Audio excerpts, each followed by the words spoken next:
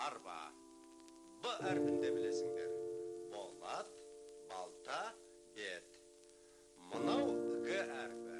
Гүл, гүл сара. Енді Г әрпін жазамыз да.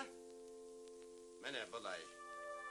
Оның ортасын белгілеумен байласақ. Қайырлы күн, менің есімім Асхат Болатұлы. Мен болашақ мұғалім жобасының солтүстік Қазақстан бойынша, аймағы бойынша координаторымын. Бүгінгі біздің жобамызда бір күндік семинар өтуде. Семинарымыздың тақырыбы заманауи ұстаз және ғылым деп аталады. Бүгінгі семинарымызда біз алдымызға ұстаздардың ғылымға деген қызығушылығын оятуды, ғылым мен мұғалімнің арасында қандай байланыстың бар екенін түсіндіру үшін осындай мақсат қойып отырмыз.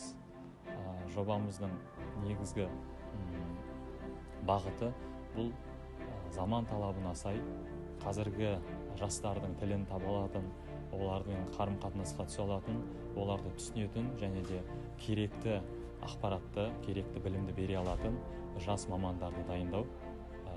Бұл болашақ ұстаздар қоғам көшбасшысы болғандықтан, қоғамның басты үлкен рөл атқаратын тұлғасы болғандықтан, ол барлығымыздың өмірімізде тікелей байланысты бір маман иесі болғандықтан, біздің негізгі бағытымыз да осы ұстаздарды заман талабына сай етіп дайындап шығару. Ғалымдарымыздың айтуына қараған кезде, кез келген мемлекеттің 30 жылдан кейінгі болашағына білгін келсе, болашағына көз салғын келсе, ендеше олардың жастарына назар аудар деп айтады.